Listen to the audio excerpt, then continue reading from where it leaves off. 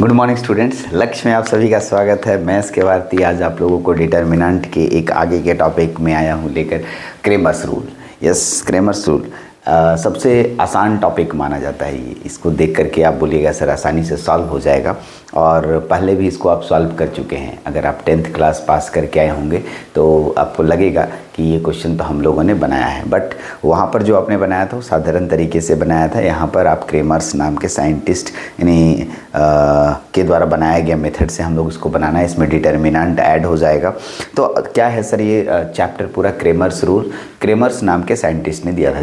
German Cramer's थे इसके scientist के नेम। उन्होंने साइमल्टेनियस इक्वेशन को सॉल्व करने की बात कही। ये सर साइमल्टेनियस इक्वेशन क्या होता है, क्वेश्चन आएगा ना। हाँ सर, तो लिखा है साइमल्टेनियस इक्वेशन क्या होता है। आप देखिए यहाँ पर ध्यान से देखिएगा तो साइमल्टेनियस इक्वेशन किसे कहते हैं। बहुत सारे स्टूडेंट को ये वर्ड्स पहली बार मिल रहा होगा कि साइमल्टेनियस इक्वेशन होता क्या है। साइमल्टेनियस इक्वेशन को ठीक से सुनिए, अच्छे समझिए। अगर आपको याद होगा तो 10वीं क्लास में आपको पढ़ाया गया था दो चर वाले रैखिक समीकरण। यस, हिंदी में लिख रहा हूँ, ठीक है। दो चर वाले रैखिक समीकरण, याद आ गया? हाँ सर, याद आ गया, रैखिक समीकरण। हाँ सर, याद तो आ गया। दो चर वाले रैखिक समीकरण बहुत है। इसको अंग्रेजी में अगर बोले तो linear equation of two variables, linear equation of two variables. तो यहीं पर इसी को और एक आगे बढ़ा देते हैं, रैखिक तीन चर वाले रैखिक समीकरण, तीन चर वाले रैखिक समीकरण। और इसके लिए हम बोलेंगे linear equation of three variables, linear equation of three variables हम लोग इसको देंगे। तो simultaneous equation for 2 and 3 variables के लिए ऐसा करेंगे। आते हैं जब, चलिए, तो दो चर वाले रैखिक समीकरण, तीन चर वाले रैखिक समीकरण क्या होता है ये मैं आपको यहाँ पर लेके आया हूँ और एक एक करके बताता हूँ रैखिक समीकरण के बारे में। अब आइए सर, पहले तो इक्वेशन बताइए, दो चर वाले तीन चर वाले क्या होते हैं, पहले उसको समझते हैं। इन 2 वेरिएबल 3 वेरिएबल, और उसके बाद इसमें क्रेमर्स नाम के साइंटिस्ट ने क्या अपना बात रखा ये भी समझते हैं। तो देखिएगा, यदि आप ऐसे लिखें, ठीक है, a1x प्लस b1y बराबर c1, a2x प्लस b2y बराबर c2। अगर आप ये इक्वेशन लिखते हैं, इसे कहते हैं linear equation of two variables. क्या कहा जाता है इसे? Linear equation. इसे कहा जाता है linear equation of two variables, linear equation of two variable. अच्छा, एक और बात है सर, a1x प्लस b1y बराबर b1y प्लस c1z रहेगा बराबर d1। यहाँ हो जाएगा a2x plus b2y plus c2z बराबर d2, और a3x plus b3y plus c3z बराबर d3। अगर हमारे पास ऐसा रहा तो इसको हम लोग नाम देंगे linear equation of three variable. अगर हम इसको ऐसे बोलें तो linear equation of three variable, linear equation of two variable और linear equation of three variables का आपके पास आ गया। अब एक लड़का बोला सर ये तो हम देखे हुए हैं, इस तरह के इक्वेशंस हम बहुत बार देखे हैं। अगर हम बात करें तो यहाँ पर एग्जांपल आप लिख सकते हैं 2x प्लस 4y बराबर 5 और 6x minus 8y is equal to 10। तो इस तरह का एग्जाम्पल टू वेरिएबल का है। और इस तरह के एग्जाम्पल में ले लो 3x plus 4y plus 8z is equal to 10, 6x plus 8y minus 10z is equal to 15, ठीक है, 9x प्लस 9y, ठीक है, plus 10z is equal to 13। तो ऐसा कुछ भी इक्वेशन रहा तो 3 वेरिएबल वाला और 2 वेरिएबल वाला इक्वेशन आपके सामने आ गया। और इसी तरह के इक्वेशंस को 2 वेरिएबल एंड 3 वेरिएबल का लीनियर इक्वेशन कहा जाता है। लीनियर इसलिए क्योंकि इसके पावर में 1 है, इसीलिए लीनियर इक्वेशन बोलते हैं। तो सर इन सब इक्वेशनों को सॉल्व करना है। तो एक लड़का बोलता है सर कौन बड़ा बात है, ये तो आराम से सॉल्व हो जाएगा, इसको क्रॉस मल्टीप्लिकेशन से कीजिए, डिस्प्लेसमेंट मेथड से कीजिए। नहीं, इन सब किसी मेथड से नहीं करना है। हमें यहाँ पर जर्मन क्रेमर्स के नाम ने जो मेथड दिया था उसको यूज़ करना है। यस, इसका मतलब जर्मन क्रेमर्स ने हम डिटर्मिनेंट मेथड को इंट्रोड्यूस किया, डिटर्मिनेंट का यूज़ करते हुए इसका सॉल्यूशन निकाला। तो हम लोग यहाँ पर डिटर्मिनेंट का यूज़ करते हुए 2 वेरिएबल्स एंड 3 वेरिएबल्स के लीनियर इक्वेशंस को सॉल्व करेंगे। यही हमारा क्रेमर्स रूल के नाम से फेमस है। ठीक है, आप फिर काफ़ी हद तक ये समझने में कामयाब हो गए होंगे आप कि क्रेमर्स रूल में हम करेंगे क्या या क्रेमर्स रूल क्या है। 2 and 3 वेरिएबल्स के लीनियर इक्वेशंस को जर्मर क्रेमर्स के अकॉर्डिंग डिटर्मिनेंट का यूज करते हुए अगर हम उसका सॉल्यूशन कैलकुलेट कर लेते हैं, सॉल्यूशन बना लेते हैं, तो यही क्रेमर्स रूल है। चलिए तो सर एक क्वेश्चन आप हमें बताते कैसे करेंगे, क्या रूल्स क्या है इसके। यस एग्जैक्टली, चलते हैं इस पर हम लोग थोड़ा आगे बढ़ते हैं। इसके लिए आपको सबसे पहले हम 2 वेरिएबल्स का सॉल्यूशन देंगे, यानी अगला हेडिंग होगा, ठीक है, ऐसे Cramer's rule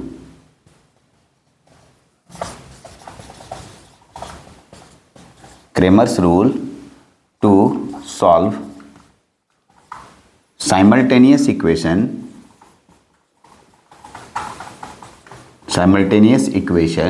for two variable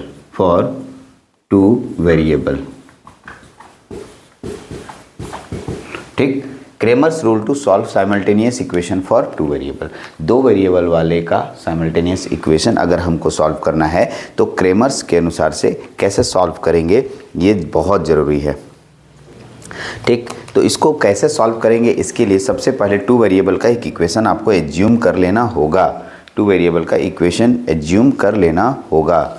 yes ठीक है, चलिए तो 2 वेरिएबल के लिए आपको करना क्या होगा, देखिए पहले 2 वेरिएबल का इसी को ले लीजिए, क्या लेंगे, ठीक है, a1x प्लस b1y बराबर c1 कर लीजिए, a2x प्लस b2y बराबर c2। सबसे पहले हमें इसी तरह के क्वेश्चंस दिए रहेंगे, ठीक है। इसमें अगर आप देखें तो इसमें a1 को x का कोफिशिएंट, b1 को y का कोफिशिएंट, a2 को x का कोफिशिएंट दूसरे वाले इक्वेशन का a2 और y इसका दूसरे वाले इक्वेशन का कोफिशिएंट, और c1 मेरा कांस्टेंट है और c2 मेरा कांस्टेंट है। कांस्टेंट को हमेशा इक्वेशन के राइट साइड में रखिएगा। कभी कभी ये वाला इक्वेशंस इधर दे देता है, क्वेश्चन बनाते समय ध्यान रखिएगा कि हमें इक्वेशन के इक्वेट करके इक्वल के राइट साइड में रखना है, इक्वेट के राइट साइड में रखना है। अब क्या करना है आप इसमें 3 वैल्यू कैलकुलेट करेंगे। 3 वैल्यू कैसे निकलेगा वो सुनिए। सबसे पहले इसमें से इसमें क्या करना है, आपको 3 वैल्यू कैलकुलेट करना है। एक वैल्यू का नाम होगा डी, डिटर्मिनेंट, ठीक है, आगे सुनिएगा। फिर कैलकुलेट करेंगे हम लोग डी एक्स, ठीक है, ओके। फिर हम लोग कैलकुलेट करेंगे डी वाई, डिटर्मिनेंट वाई, मतलब ये डिटर्मिनेंट निकाल के देगा जनरल, और ये x के लिए कैलकुलेट, इससे x की वैल्यू कैलकुलेट होगी और इससे y की वैल्यू कैलकुलेट होगी, ठीक है। यहाँ से x की वैल्यू निकल जाएगी और इसमें से y की वैल्यू कैलकुलेट हो जाएगी, ठीक है। पहले ध्यान रखिएगा हम लोगों को 3 आपको यहाँ पर है, तीनों अलग निकाल लेना है। और इससे कैसे x y z निकलेगा, हमें सबसे पहले कोई भी इक्वेशन दिया रहेगा तो 3 वैल्यू कैलकुलेट करना है। d कैसे निकलेगा बताता हूँ, डी एक्स कैसे निकलेगा वो भी बताता हूँ, और डी वाई कैसे निकलेगा वो भी बताता हूँ, एक एक करके, ठीक है। अब डिटर्मिनेंट निकालना है, तो डिटर्मिनेंट के लिए कुछ नहीं करना है, जो आपके पास बायां साइड में x और y का कोफिशिएंट है इसको डिटर्मिनेंट में लिख दीजिए। चलिए डिटर्मिनेंट में सजाइए, तो कुछ नहीं करना है। डिटर्मिनेंट के लिए 2 वर्टिकल लाइन खींच दिया आराम से। इसका ना कोफिशिएंट a1 है, यहाँ a1 ले लेंगे, यहाँ पर b1 ले लेंगे, यहाँ पर a2 ले लेंगे और यहाँ पर b2 ले लेंगे। अगर ऐसे करूँ आप देख सकते हैं d बराबर a1 b1 a2 b2, a1 b1 a2 b2, yes sir, a1 b1 a2 b2, a1 b1 a2 b2, इतना जो सॉल्व कीजिएगा ये डिटर्मिनेंट की वैल्यू मिल जाएगी, ठीक है, एकदम सर। यहाँ जो आपको वैल्यू मिलेगा डिटर्मिनेंट की वैल्यू मिलेगी।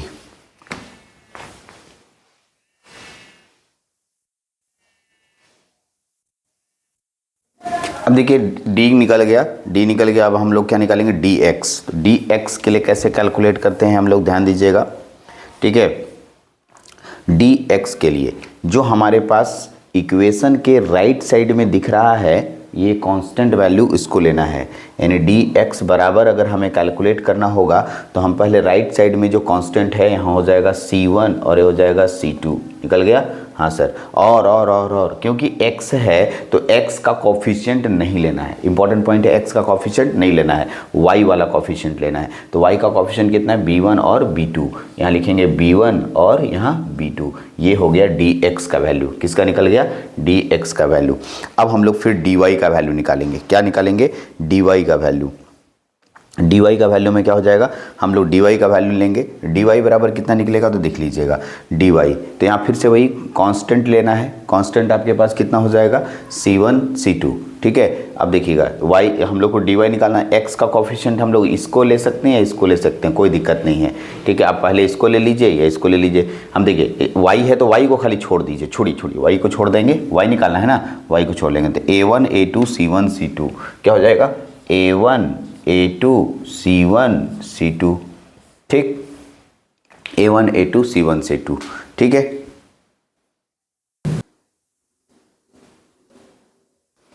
आइए तो इसमें क्या है देखिए, और एक ट्रिक सिखा देता हूँ कैसे कैसे करना है, यहाँ पर ध्यान से सुनिएगा, इंपॉर्टेंट पॉइंट को सुनिएगा, ट्रिक को सुनिएगा। डी निकाले क्या, ये एक्स का कोफिशिएंट है, ये वाई का कोफिशिएंट है, ठीक है। और ये ट्रिक हर जगह लगाइएगा, एकदम कभी गलत नहीं होगा, ठीक है। अब देखिए ये x का कोफिशिएंट है और ये y का कोफिशिएंट है, ठीक, एक x का कोफिशिएंट है, एक y का, कॉल आ रहा था सॉरी, ठीक है। ये x का कोफिशिएंट है, ये y का कोफिशिएंट है। अब देखिए हम लोगों को x निकालना है, तो x वाला जो पोजीशन होगा ना, x वाला जो पोजीशन होगा इसको उखाड़ के फेंक दीजिए और इसके पास कांस्टेंट वाला को डाल दीजिए, ठीक है। तो x वाला कोफिशिएंट क्या था A1 A2, इसके जगह पर C1 C2 डाल दिए। अब चलिए फिर से आइए, हमें डी वाई निकालना है, तो देखिए ये मेरा x है, ये मेरा y है, अब हम y निकालने जा रहे हैं, तो y वाला को फेंक दीजिए, ठीक, y वाला को फेंकिए और क्या डालेंगे, कांस्टेंट डालेंगे, तो यहाँ पर C1 C2 हो गया। तो जैसे मैं बता रहा हूँ वैसे ही आप एकदम सजा लीजिए, वैसे ही डिटर्मिनेंट का वैल्यू निकाल लीजिए। पहले तो इसी को निकालने में बहुत सारे बच्चे इधर उधर कर देते हैं, जिससे गलती हो जाता है, ठीक है। आपको कैसे पता चला, आपको क्लियर हो गया, एक बार दोबारा बताते हैं। देखिए ये x का कोफिशिएंट लिखा मैंने, ये y का कोफिशिएंट लिखा मैंने, ये d निकलता है, इसे डिटर्मिनेंट कहते हैं। आगे क्या फॉर्मूला होगा मैं बताऊंगा, पहले इतना समझिए। फिर आइए हमें dx निकालना है, dx निकालना है तो यहाँ x लिखा है, इसका मतलब हमें x का कोफिशिएंट छोड़ना पड़ेगा। तो जो x का कोफिशिएंट जहाँ छोड़ रहे हैं इसको, इसके जगह पर ये राइट हैंड साइड में जो कांस्टेंट वाला वैल्यू है उसको ला के रख देना है। डी वाई में y यहाँ पर है तो इसको छोड़ना होगा, तो जहाँ छोड़ेंगे वहाँ पर हम कांस्टेंट वाला वैल्यू डाल देंगे, ठीक है। अब सर अब इसमें हमें वैल्यू निकालना है, x y दो ठो है, एक जड़ नहीं है, x और y का वैल्यू निकालना है। तो x और y का वैल्यू कैसे कैसे निकलेगा, x बराबर क्या होगा देखिएगा यहाँ पर, x बराबर dx बटा d, याद कर जाइए, और y बराबर डी वाई बटा डी। यस, ये फॉर्मूला एकदम नोट कर लीजिए अच्छा से, नहीं तो सब गलती हो जाएगा। यही तो फॉर्मूला है सर, डी निकलिए गया, डी एक्स निकलिए गया, डी वाई निकलिए गया। अगर हमें एक्स निकालना होगा तो डी एक्स बटा डी, वाई निकालना डी वाई बटा डी। हाँ सर एकदम आसान है। तो ये फॉर्मूला पे कोई भी क्वेश्चन अब आपका बन जाएगा। यानी अब आप करें क्या, एक चार्ट पेपर लें और अच्छा से इतना को लिखें, बढ़िया से एकदम लिख के एकदम सामने में साट दीजिए। 2 वेरिएबल का क्रेमर्स रूल है आपके पास, ये 2 वेरिएबल का क्रेमर्स रूल आप इसको बढ़िया से नोट डाउन कर लीजिए, ठीक है। अगर ये 2 वेरिएबल का क्रेमर्स रूल को अच्छे से समझ गए हैं तो कोई भी क्वेश्चन बन जाएगा। यहाँ थोड़ा सा जगह है, हम यहाँ पर एक क्वेश्चन आपके सामने तुरंत निकाल के दिखा रहे हैं। हम दोनों मेथड से निकाल के दिखाएंगे, 10 क्लास वाला मेथड था उससे भी और साधारण से भी। मान लिया मेरे पास क्वेश्चन दिया है x + y = 10 और x - y = 20, तो x और y का मान निकालो।